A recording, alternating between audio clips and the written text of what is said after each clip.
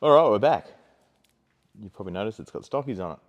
That's because the amount of times I have to pull the wheels on and off to do bits and pieces, these are much lighter than that. The alloys and the heavy muddies are on it.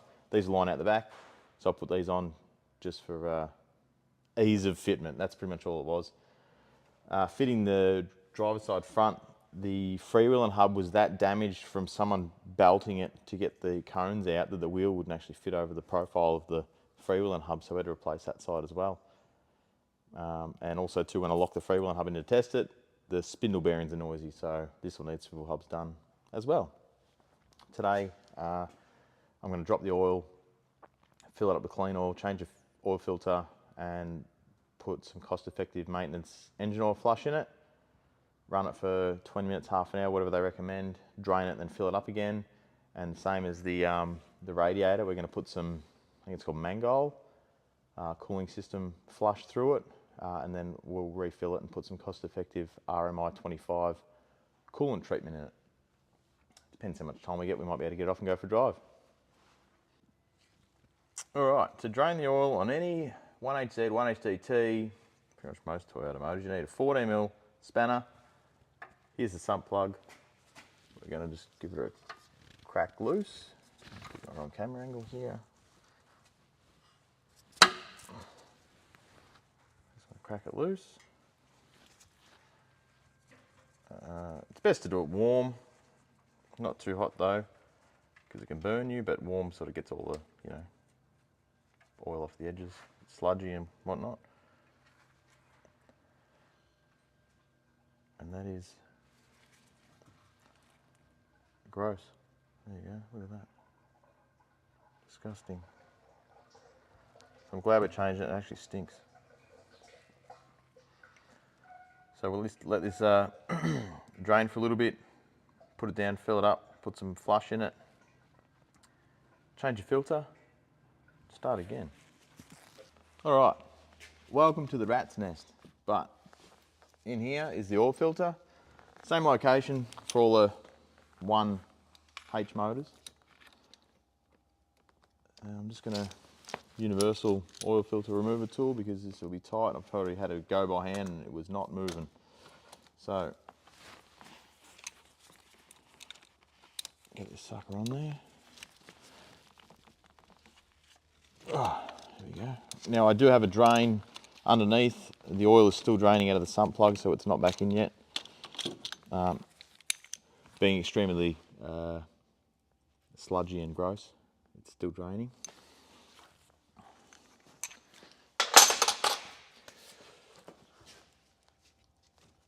Hopefully this doesn't make too much of a mess. But it will, I'm sure.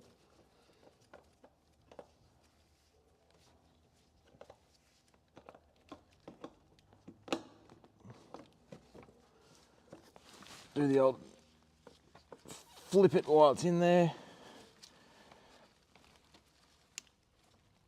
so it doesn't spill everywhere as you're dragging it out. Oh, there you go.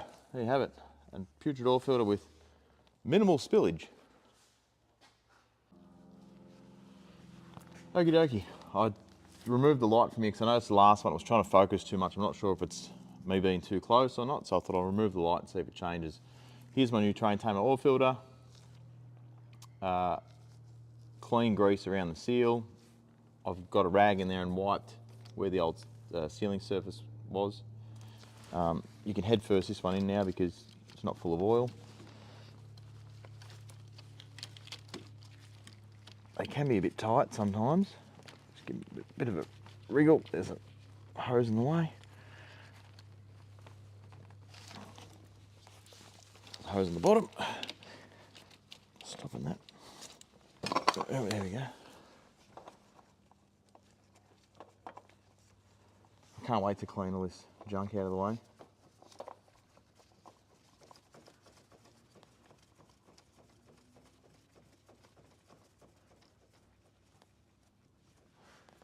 I won't use a oil filter tool to do it up because I worry that it crushes them. But you can do it by hand and you can get it tight by hand.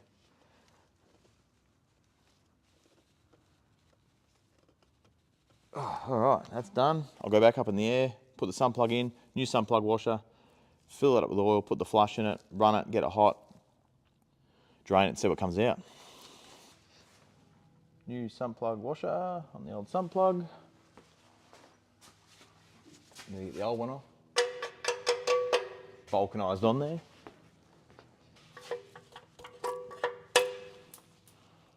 It was very vulcanised on there.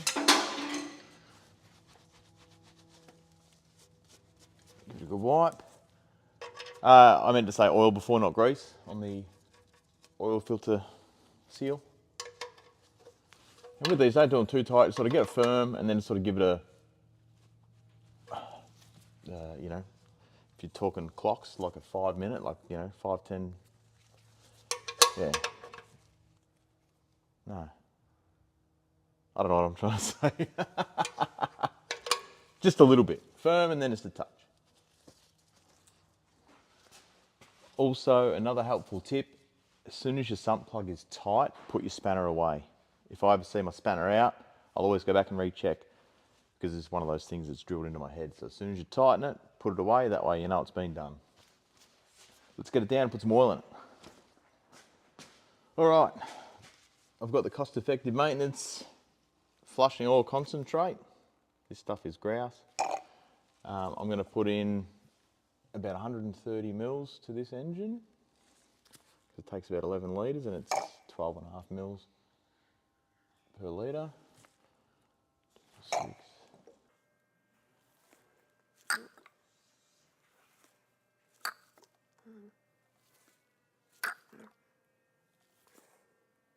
There we go.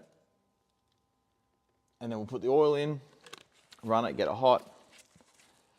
I'll also at the same time make some room in the cooling system, do the same deal. Run it all hot together, then dump it all together.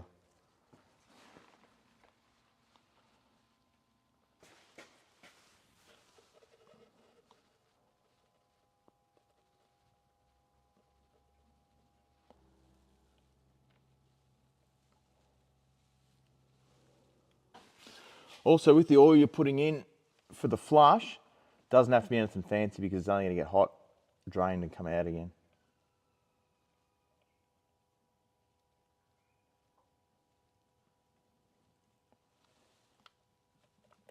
I mean, you know, hot, dirty and come out again.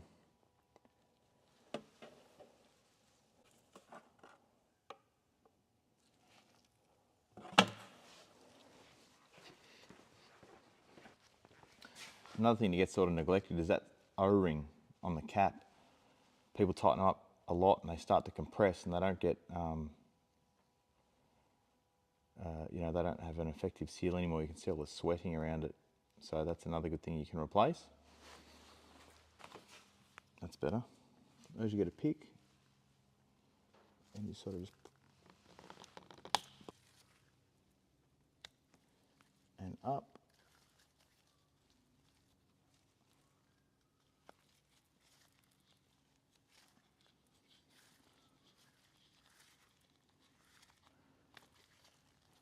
It doesn't want to come out. I wonder if I can unwind it. Look at that, it's threaded. Well, it's not really, it's just concrete. So it's got a curved edge and a flat edge. You can see how much that's dished in. Okay, old cap, new seal. So let's put the curved side facing in and the flat side out, and the flat side's what seals on the rock cover. Let's push it in like that. If it's out a little bit, it'll just sort itself out when it goes back on. Beautiful. And it's little things like that that make me happy. Tiny little things that always get missed and neglected. All right, now for the radiator. I'm just going to take the cap off, and now on the driver's side bottom, there's a tap. You can reach it just through here. You just turn the tap anti-clockwise until the coolant starts coming out, or water, whatever's in it. There we go. I'll let that drain for a bit so I can put the mangold in. Now because it's had a suspect oil cooler in it, I've been told, I haven't physically seen it, I'm going to put this in it. And that removes any residual oil from the cooling system. So I'll drain it enough so I can fit this in, and then I'll also run it to get hot with the engine oil. When they're both done, I'll change engine oil, flush the coolant out, and I'll put water back in with the cost effective. The cost effective RMI 25 is really good for dissolving rust and scale. As soon as it changes colour, you just drop it, change it, do it again. It's also a good heat management product versus ethylene glycol, but it's not an antifreeze. So I'll put this in, run it, get it hot, go from there. I probably should quickly just add before you start freaking out, RMI 25 can still be used with ethylene glycol in below freezing environments and things like that. It's just you can use it on its own without coolant in a hot environment, and it can reduce your engine temps by up to 7 degrees. All right, so we'll put this in.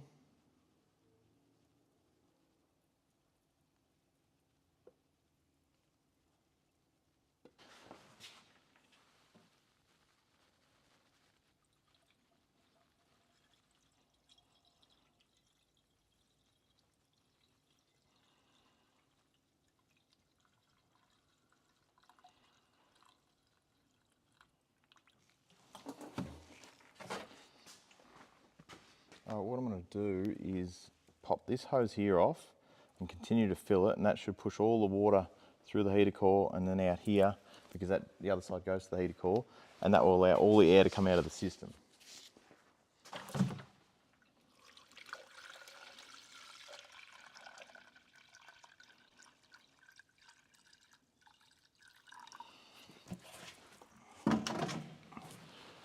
Now what I'm doing here is I'm trying to get the water level higher than the highest point in the cooling system, so that way all the air is going to want to go to the highest point.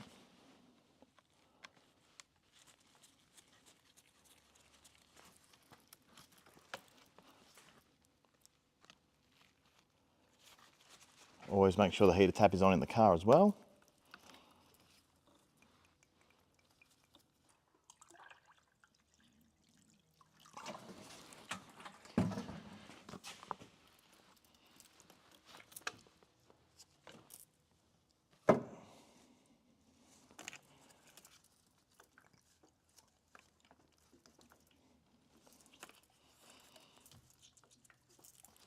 I've got water coming out of both ends there.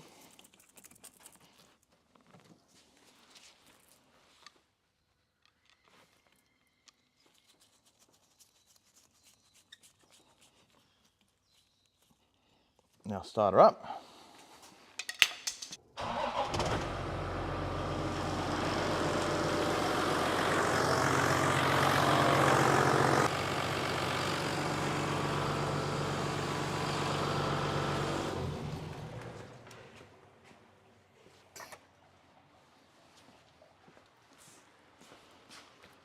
All right, it's been about 30 minutes at fast idle.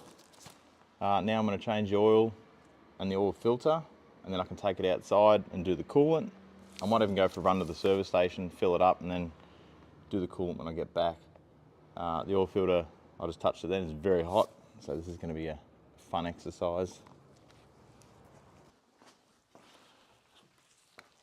All right, just for the exercise, I want to see how hot this oil filter really is. Where is it? Down in there. So yeah, the oil's about 75 degrees. This thermal imager tool is fantastic for showing where all the hot components are. It's good for fault finding.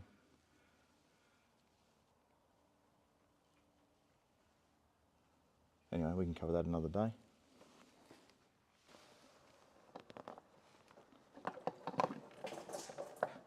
More mess than the first time.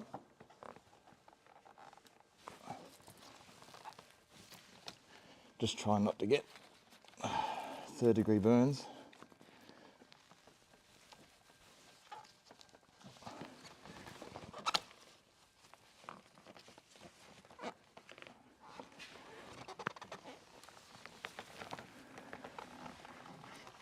Oh, look at that.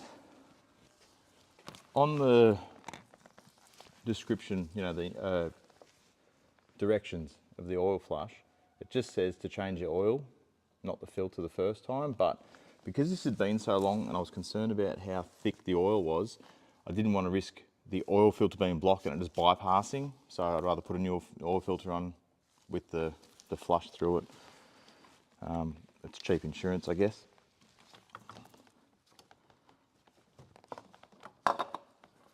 Getting good at this now.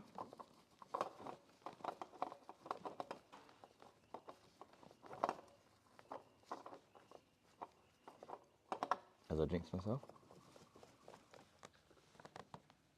All right, now we'll go up in the air, drain the oil.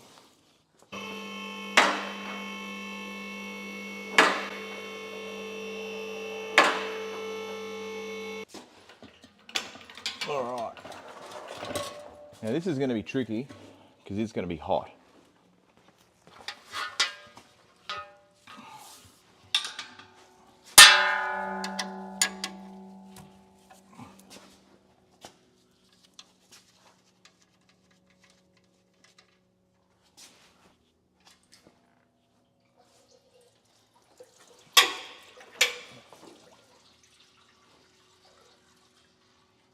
Still made a bit of a mess. Now this is the difference between warm oil and cold oil. As you saw before, this is coming out like a little river. So it definitely makes a difference to drain it warm.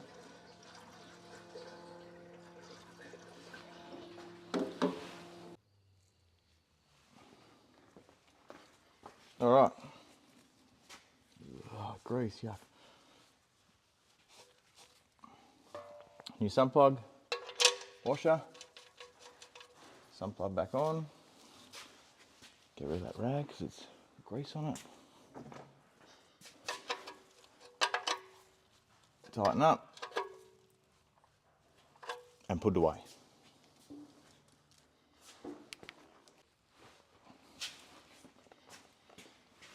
All right, now we're back to put the good oil in. I don't know how much come out of it. I should have probably caught it, but I didn't want to burn myself, and I'm sort of running a bit short on time. It would have been a bit tricky, but it did seem like a lot came out.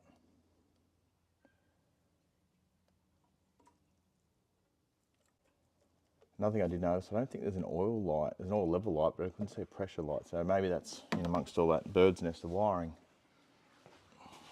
Now once I fill this up, I'm not going to check the oil because I've put 11 litres in, which is heaps. I'll run it, go to fill it up, come back to the coolant, and I'll recheck the oil then. It's not going to be down or anything.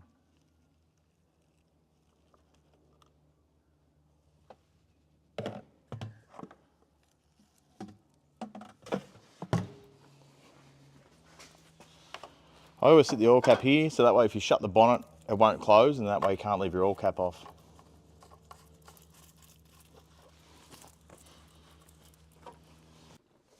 All right, got a brake pedal, which is good.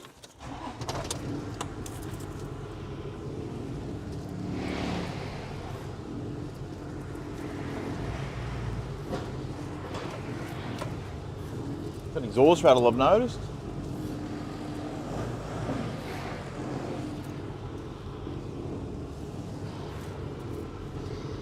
Get her out on the road and see how it travels. All right, need to fix that exhaust rattle.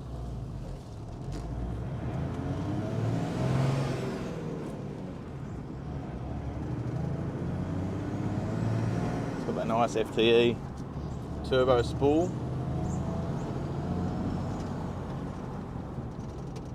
Brakes work.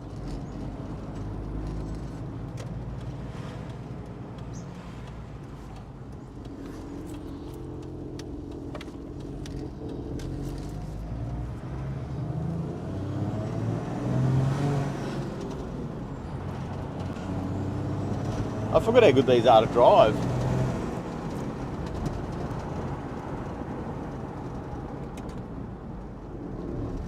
Actually, brakes are right considering.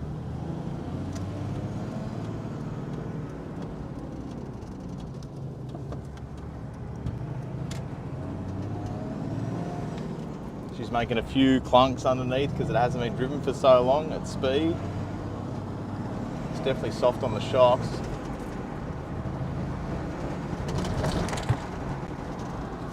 Whoop, you've just fallen off the glove box.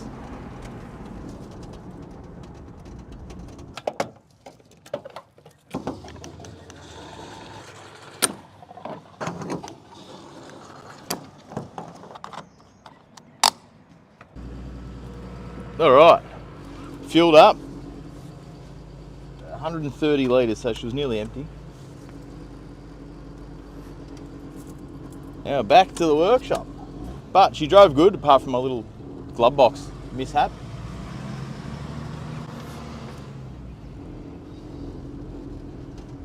It's actually quite responsive, especially look for it's got 456,000 Ks on it.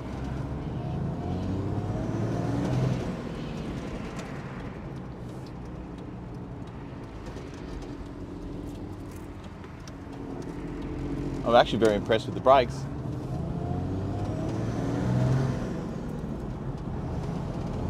So yeah, I'm looking forward to getting it on the dyno, just to see what baselines we can get,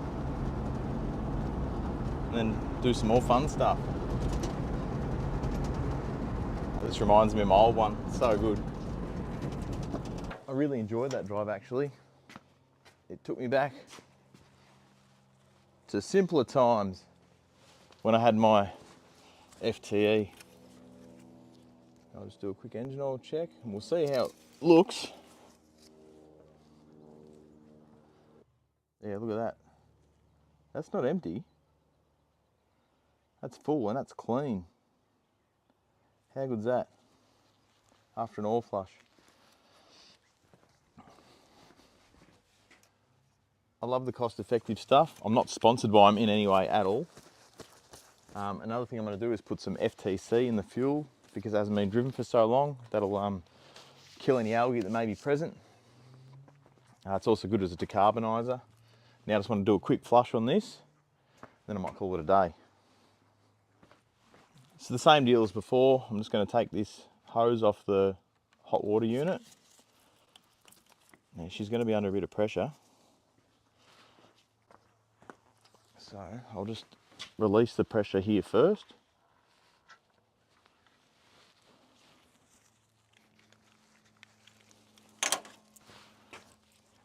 And then I'll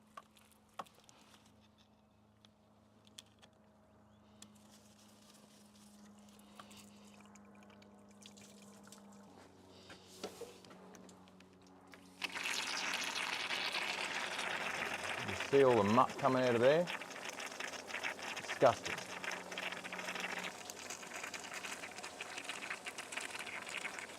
Now by the time the cool water it goes into the radiator here, it actually heats up and still comes out of the engine quite hot. So everyone's, you know, there's a bit of a sort of myth if you put cold water in a hot engine it can crack the head. That's potential if it's lost a heap of water and you go to put it in, it's steam inside, but if it's already warm water, it usually just transitions through.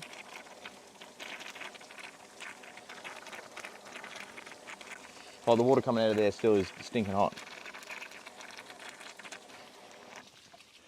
And then you can back feed it.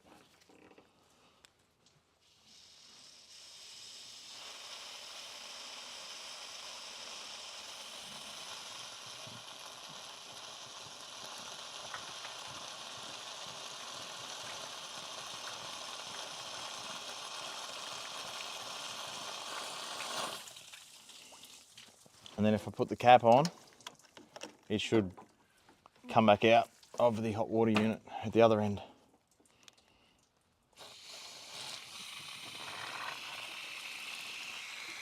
And that's essentially a bleeding cooling system also. If you get all that just water, there'll be no air left in it.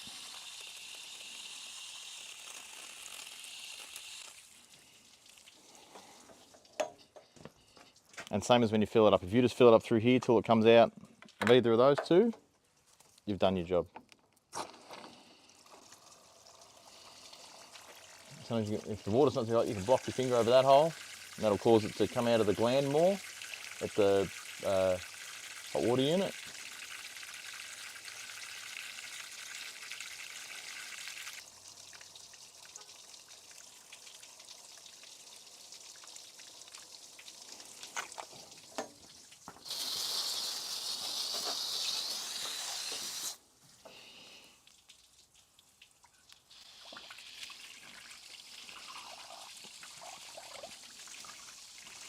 You have to be pretty thorough with these. Flush it so it's till it's just clean water coming out.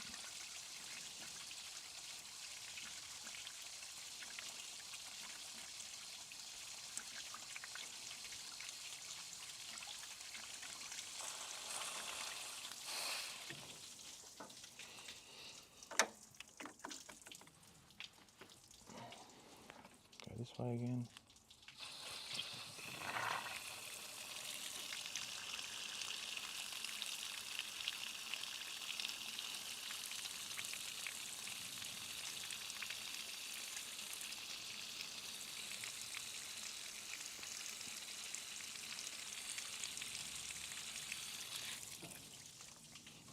And one more up through this end, and that should probably do it. I'll put some RMI in it.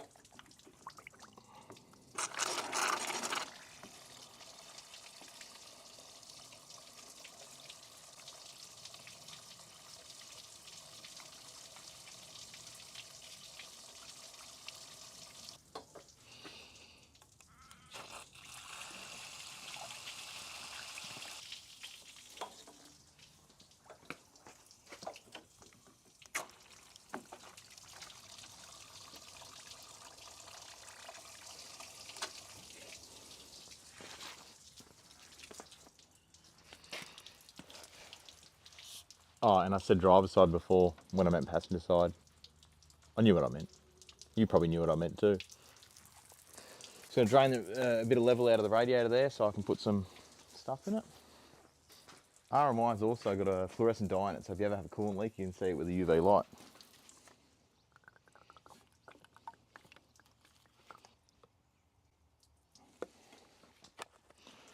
That's it, and just fill the rest up with water. I'll get my little bleeder. Now for this instance, I'm only just going to run RMI because any rust or scale in the cooling system, it'll discolour, and then I'll just flush it, and then eventually I'll put coolant in it with RMI.